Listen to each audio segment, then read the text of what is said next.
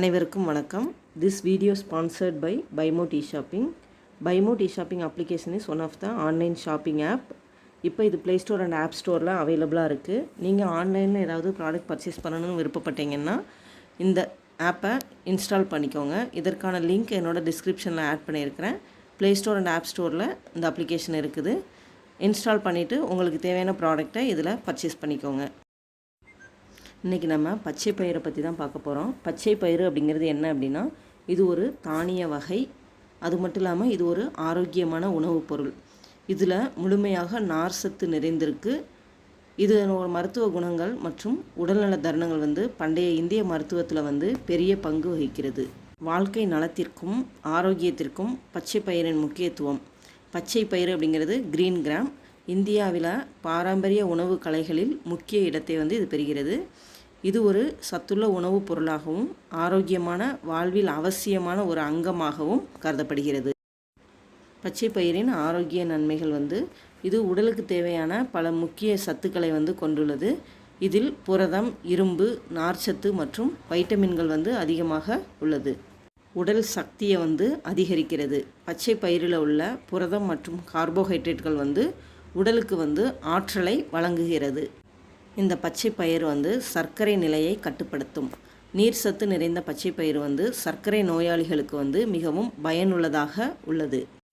இதய ஆரோக்கியம். பச்சை பயிரில் உள்ள நார் சத்து மற்றும் குறைந்த கொழுப்பு சத்து இதயத்தை ஆரோக்கியமாக வைத்திருக்க உதவுகிறது. குடலின் ஆரோக்கியத்தை மேம்படுத்துகிறது. பச்சை பயிறு நார் சத்து மிகுந்தது. இது சிறுநீரக மற்றும் குடலின் செயல்பாட்டை சீராக வைத்திருக்கிறது. பச்சை பயிரை பருப்பு வடிவிலோ அல்லது முளைக்கட்டிய வடிவிலோ உட்கொள்ளலாம். முளைக்கட்டிய பச்சை பயிறு சத்துக்களை மேலும் அதிகரிக்க செய்கிறது. தினசரி உணவில் இந்த பச்சை பயிரை நம்ம சேர்த்துக்கொள்ளலாம்.